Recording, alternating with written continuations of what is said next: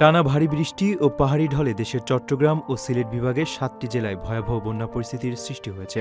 দুর্যোগ ব্যবস্থাপনা ও ত্রাণ মন্ত্রণালয়ের সর্বশেষ তথ্য অনুযায়ী চট্টগ্রাম, কক্সবাজার, বান্দরবান, রাঙ্গামাটি, খাগড়াছড়ি, মৌলভীবাজার ও হবিগঞ্জের ৫৯টি উপজেলায় অন্তত ২,৬৭,৯১৮টি পরিবার পানিবন্দী অবস্থায় দিন পার করছে।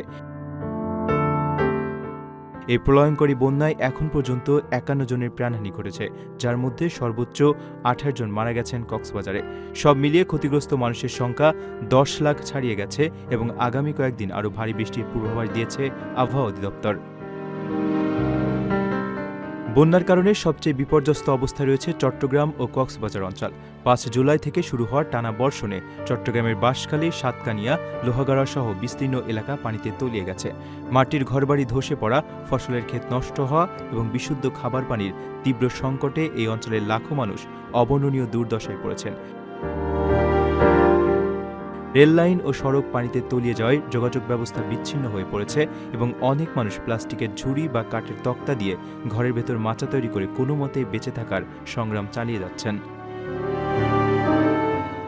পার্বত্য ৩ জেলা বান্দরবান, রাঙ্গামাটি ও খাগড়াছড়িতে বন্যার পানি ধীরে ধীরে নামতে শুরু করলেও রেখে যাচ্ছে ধ্বংসের স্পষ্ট চিহ্ন।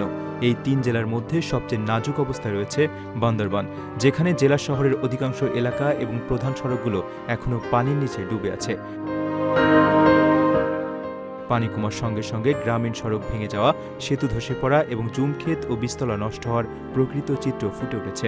অনেক মানুষ আশ্রয়কেন্দ্র থেকে নিজ নিজ বাসস্থানে ফিরতে শুরু করলেও পুরোপুরি স্বাভাবিক জীবনে ফিরতে তাদের আরও দীর্ঘ সময়ের প্রয়োজন হবে।